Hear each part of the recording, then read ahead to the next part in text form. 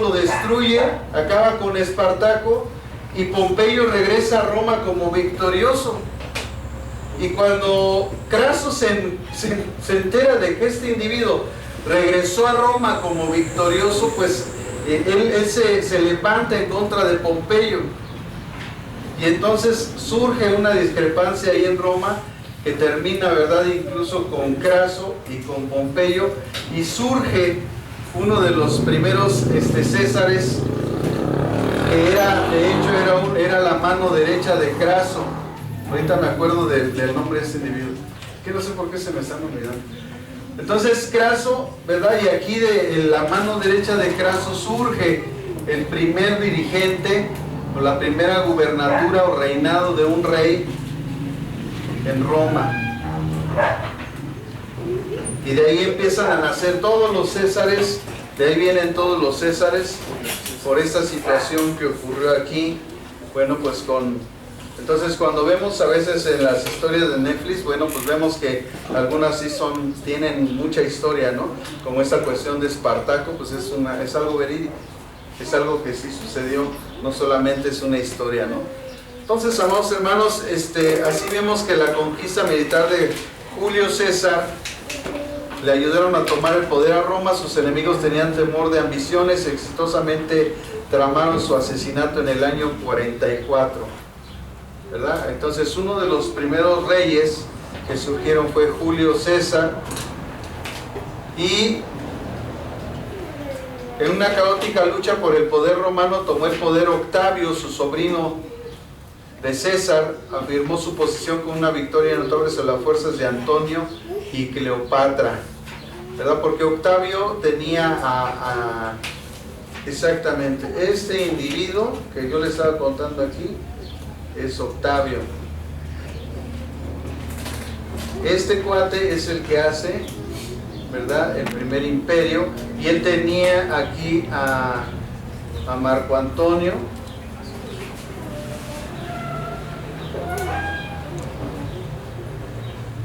pero este Octavio fue el primer amante de Cleopatra.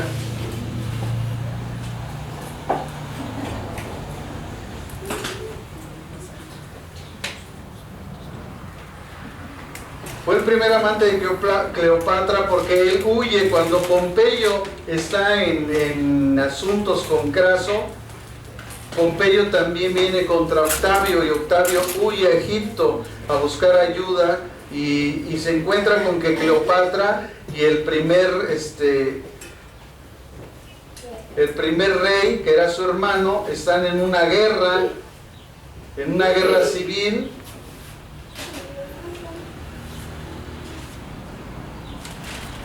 Están en una guerra civil, el primer rey de Egipto y Cleopatra. Entonces Octavio viene por ayuda, pero primero llega con el hermano de Cleopatra que está peleando y lo encarcela.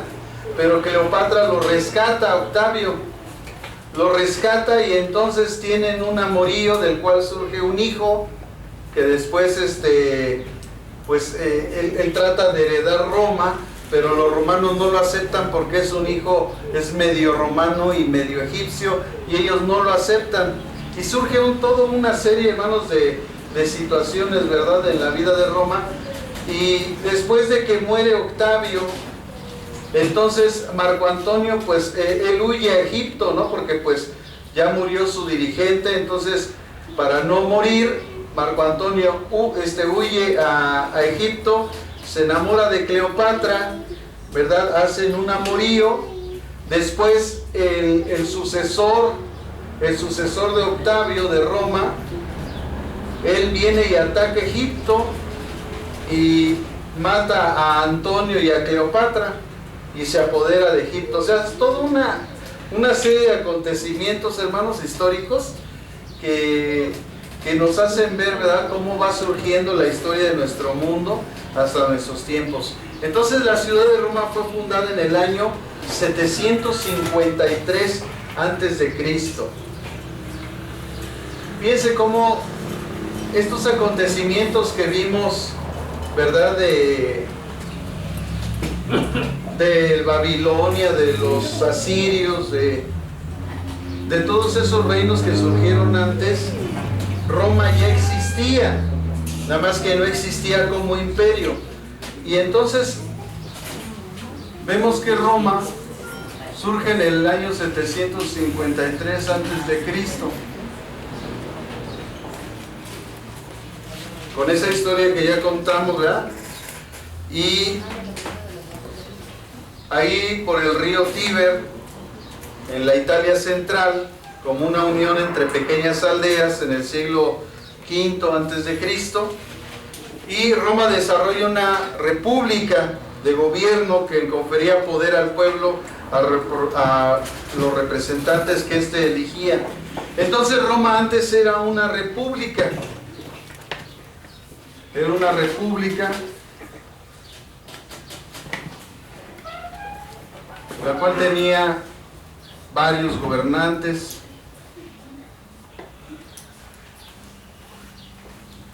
a los cuales eran llamados miembros del Senado.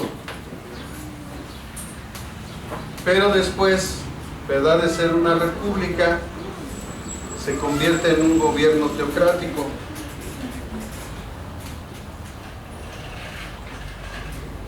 Se convierte en un gobierno, y con la historia, digo gobierno teos, Dios crático, ¿verdad? Porque los césares se convierten ellos mismos en dioses. Entonces ellos dicen yo soy Dios, y de ahí no los sacabas, ¿no? Tenían esos pensamientos pues completamente equivocados. Teniendo entonces, amados hermanos, este panorama tan importante que nosotros hoy acabamos de ver, todo este panorama que vimos de la historicidad, entonces sí nosotros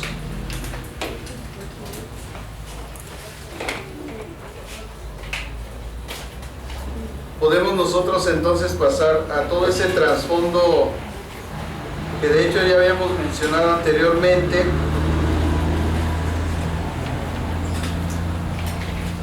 a ese trasfondo religioso, ¿verdad? Ya vimos toda la influencia, hermanos, toda la influencia que recibió Israel, ¿no? Desde los babilonios hasta los romanos, ¿no? Desde los babilonios hasta los romanos vemos toda esa influencia. Y no es raro entonces pensar, hermanos, por qué el pueblo judío cometió tantos errores. Porque hay un principio, amados hermanos, que hemos comentado muchas veces, a veces hasta en los cultos, y es acerca de que nosotros los hijos de Dios debemos de formar convicciones. Si nuestras convicciones internas no son lo suficientemente fuertes para soportar la influencia externa, nosotros siempre vamos a sucumbir. Piense que estábamos allá en el con los del centro de rehabilitación, y estaba compartiendo con el pastor, porque de hecho me invitó para que todos los viernes de 12 a 2 podamos estar ministrando a la gente del Centro de Restauración Amor a la Vida, por lo cual voy a necesitar de su apoyo, ¿verdad? De gente que vaya y pueda predicar allá al Centro de Restauración, porque es que yo me lleno de actividades y no puedo hacer todo, ¿no? Entonces yo sí me gustaría que surgiera, sobre todo ustedes que están en este punto, y que pudieran decir, yo voy una semana, yo voy otra, y así, ¿verdad? Lógicamente son varones, entonces pues no pueden ir mujeres, ahora sí que los hombres con los nenes con los nenes, y las nenas con las nenas. Entonces tienen que ser varones que te dispongan su corazón y que puedan ir de 12 a 2 el día viernes al Centro de Restauración y poderles compartir. Pero ellos me preguntaban algo mientras estaba yo con el pastor Francisco del Centro de Rehabilitación, y me decía, ¿cuál ha sido, fíjense qué pregunta tan importante, cuál ha sido una de las cosas que más a usted le han mantenido en el Evangelio. Una de las cosas que más le han mantenido en el Evangelio. Y yo les hablaba mucho de la influencia que la fe que Dios ha puesto en nuestro corazón puede hacer que nosotros rechacemos toda esa influencia externa que continuamente está viniendo a nuestra vida con el propósito de hacernos caer. ¿Y saben de dónde surge ese principio? Cuando Pedro, el Señor Jesús viene a Pedro y le dice: Pedro, Satanás te ha pedido para zarandearte. Y Jesús le dice: pero yo he orado para que tu fe no falte. ¿Qué venía sobre de Pedro? Una prueba. ¿Qué se necesitaba para soportar la prueba? La fe. Entonces yo les estaba transmitiendo que una de las cosas que más apoyan nuestra vida cristiana para no caer es la fe. La fe viene por el oír, y el oír la palabra de Dios. Entonces, ¿cuál va a ser el propósito de Satanás en nuestra vida cristiana? Impedir que nosotros vengamos a aprender o a conocer la palabra de Dios, porque a través de ella se desarrolla la fe. Y si la palabra de Dios no está en nuestra vida, nosotros fácilmente vamos a sucumbir.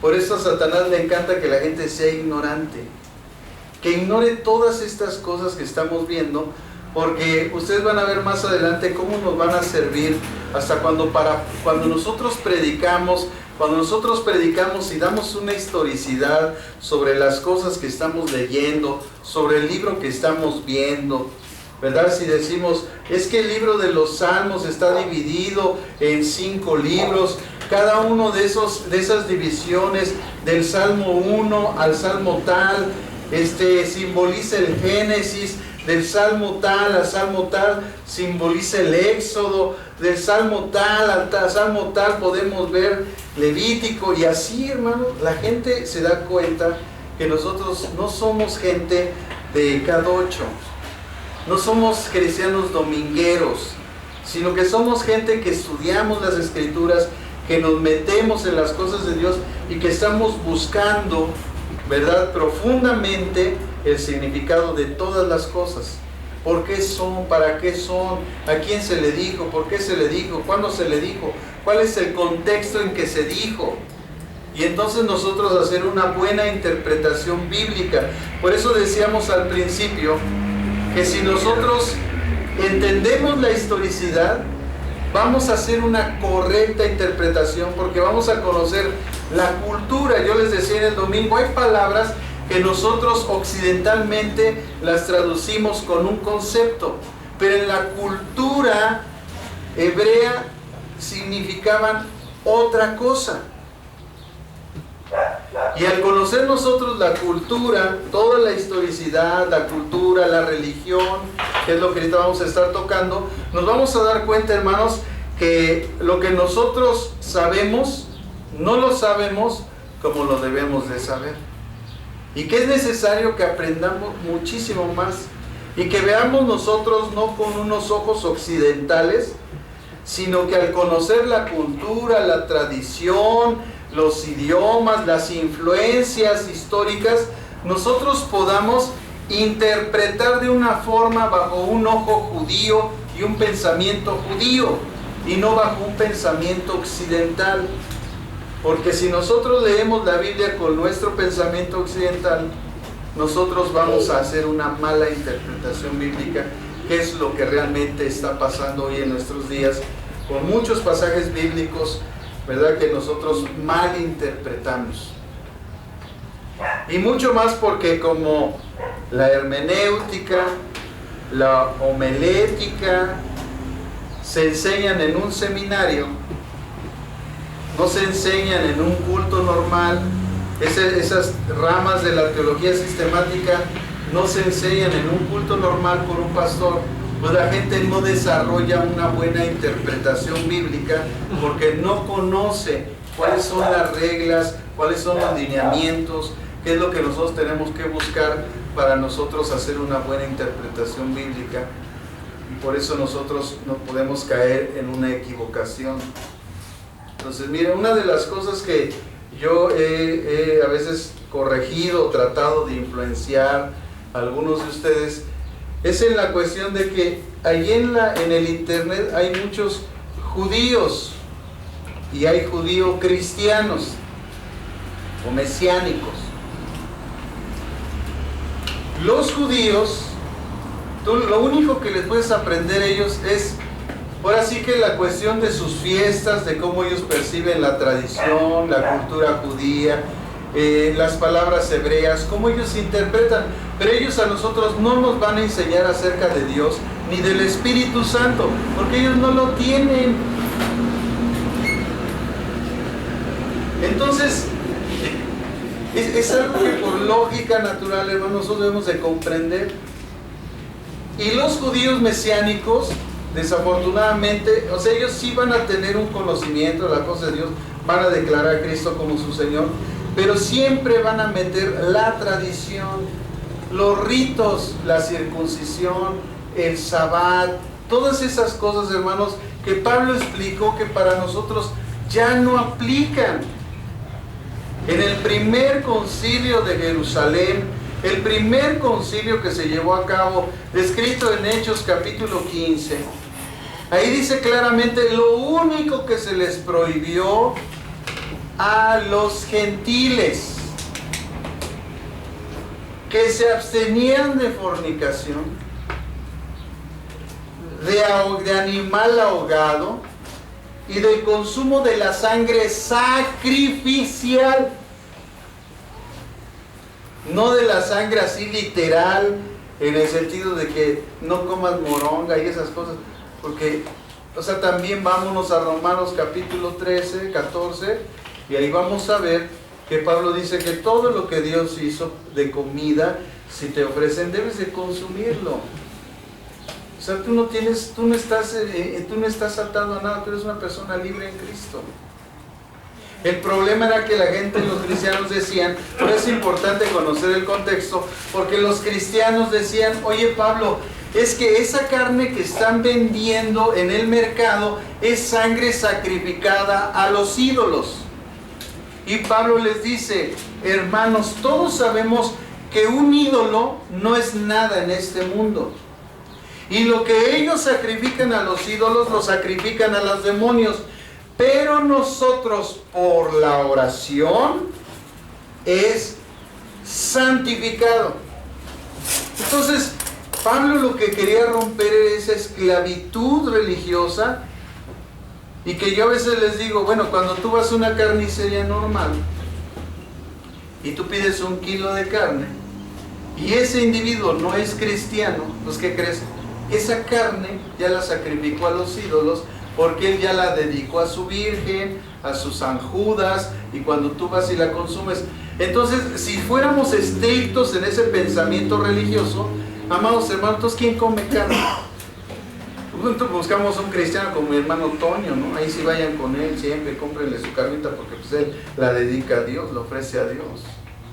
Pero si no fuese cristiano, si mi hermano Toño ya cerró, y tú quieres echarse un bistec, pero ese bistec fue sacrificado a la Virgen de Guadalupe, porque en la mañana, cuando se paró el individuo, dijo, Virgencita, bendice mi negocio, que se venda mi carne. Lo está sacrificando a los ídolos. Entonces, a veces, nosotros no podemos caer en esos extremos. Porque también veo otro pastor, sale en la televisión, no, que el fútbol es del diablo y que no sé qué. Pero tú usas corbata, papá, y la corbata es pagana, y la ropa que traes es pagana. Entonces, si tú estás en ese extremo, yo también te digo, tú eres un pagano. Además rompemos con por ejemplo, lo que decían, ¿no? Hay que, cuando lo ofrece, pues, ¿qué cuál es la manera de romper con todo eso? Cuando das las gracias en el momento de sentarte a la mesa, en ese momento estás rompiendo todo lo que había hecho la persona, ¿no? Esa dedicación a sus santos. Exacto, porque hay otro principio. Es más poderoso lo que está en nosotros que lo que esté en él. O sea, nosotros tenemos el poder de romper todas esas cosas a través de la oración. Cuando nosotros le damos gracias a Dios por los alimentos, en ese momento estamos rompiendo esas cosas. Lo que no podemos romper son las bacterias, ¿no? Porque si el alimento está contaminado, pues te va a dar diarrea, aunque hayas orado muy bonito. Pues sí, hermano, porque pues no es así el asunto. Entonces, esos extremos, hermanos, del religiosismo, de verdad van a acabar con nuestra vida si nosotros no estamos. Por eso yo cuando les digo, hermanos, en el cristianismo se han metido 4 cosas: el legalismo, el tradicionalismo, el religiosismo y el sectarismo. Investiguen esas palabras que son y se van a dar cuenta de todo lo que está contaminada la iglesia de Dios.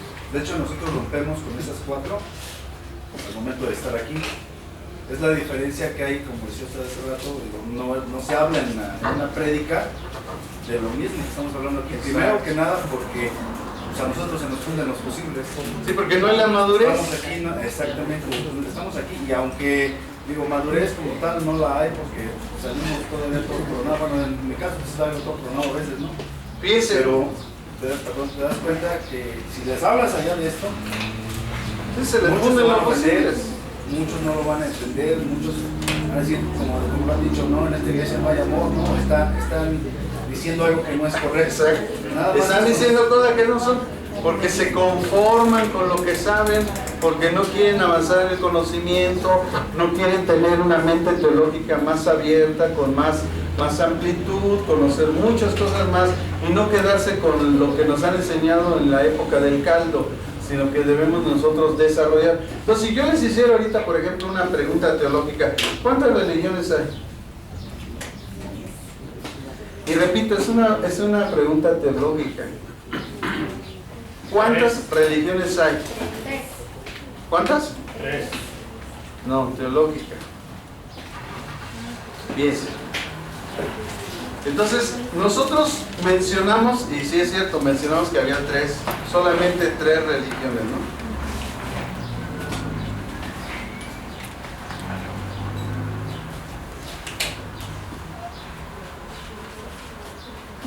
Los budistas, los musulmanes y los judíos, ¿no? Así dijimos. Pero teológicamente, por eso dije, aclaré, teológicamente solamente hay 2 religiones. Teológicamente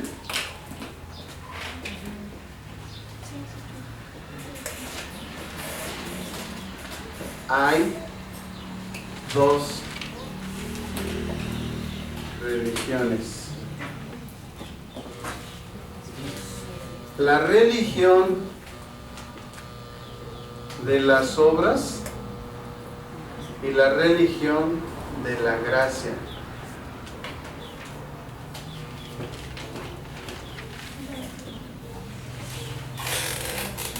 Y dentro de la religión, porque la palabra religión hemos dicho, hermanos, que no es una palabra peyorativa. De hecho, es una palabra que viene del latín,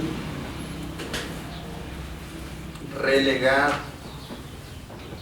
que significa volver a unir. Es decir, al decir esto estamos diciendo que estamos buscando unirnos con Dios,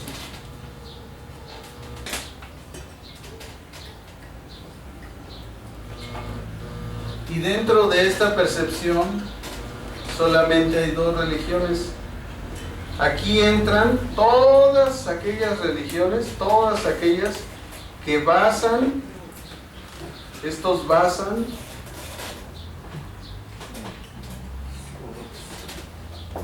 su unión a Dios, con D chica, porque pues no es el Dios de la Biblia. Su unión a Dios a través de sus ritos, tradiciones, pero principalmente, hermanos, por sus obras. Y la religión de la gracia, que es el verdadero cristianismo,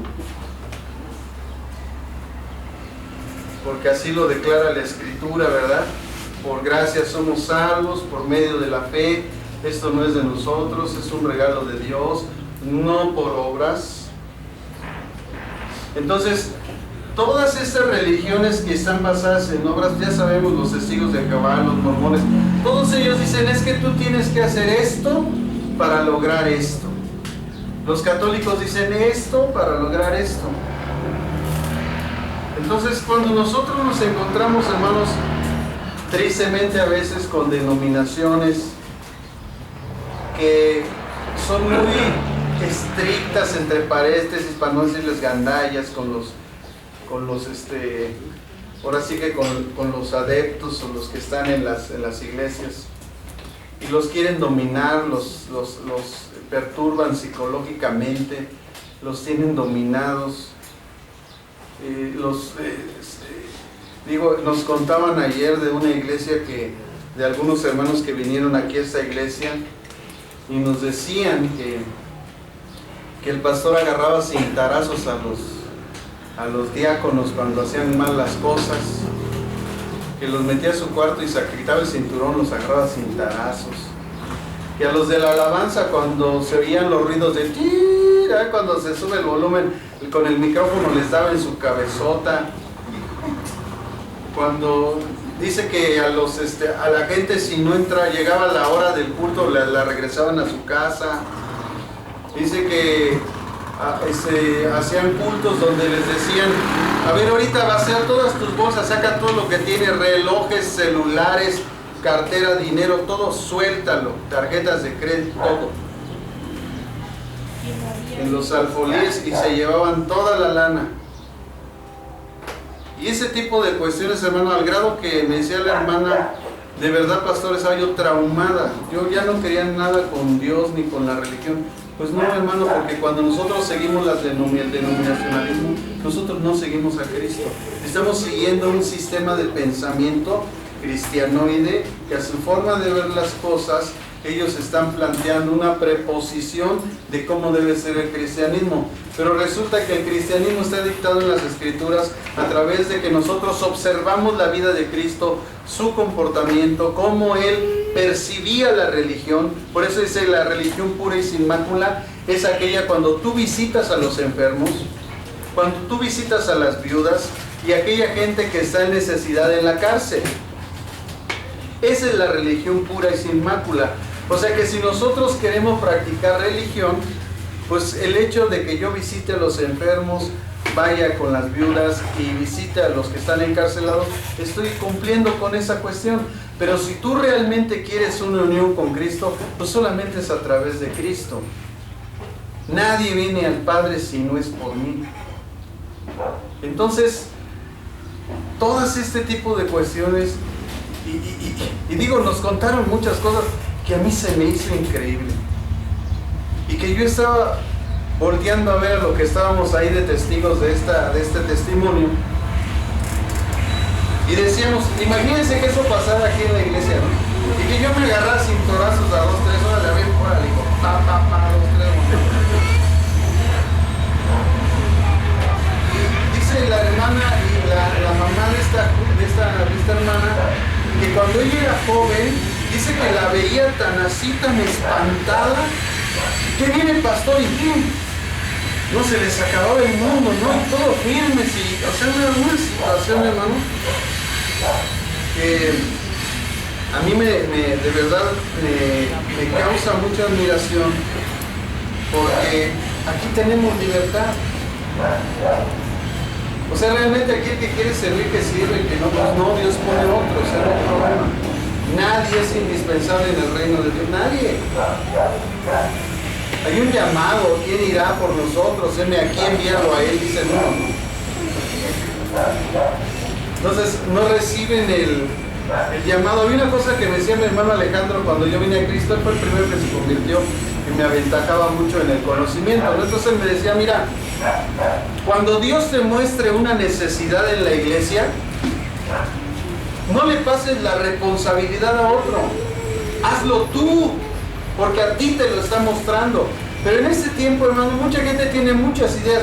Es que yo creo, pastor, deberíamos hacer esto, deberíamos hacer aquello. Bueno, si Dios te lo está mostrando, hazlo tú, porque a ti te lo está mandando. Porque nadie más lo ha visto más que tú. Y si a ti te lo está revelando es porque es a ti a quien Dios te está mandando. Se acabó el amén, se acabó el gloria a Dios, se acabaron los aleluyos. Hermanos, son enseñanzas básicas. Pero ya queremos conocer el Apocalipsis, cuando lo básico no lo sabemos aplicar. Mi hermano eso me decía, cuando tú veas una necesidad,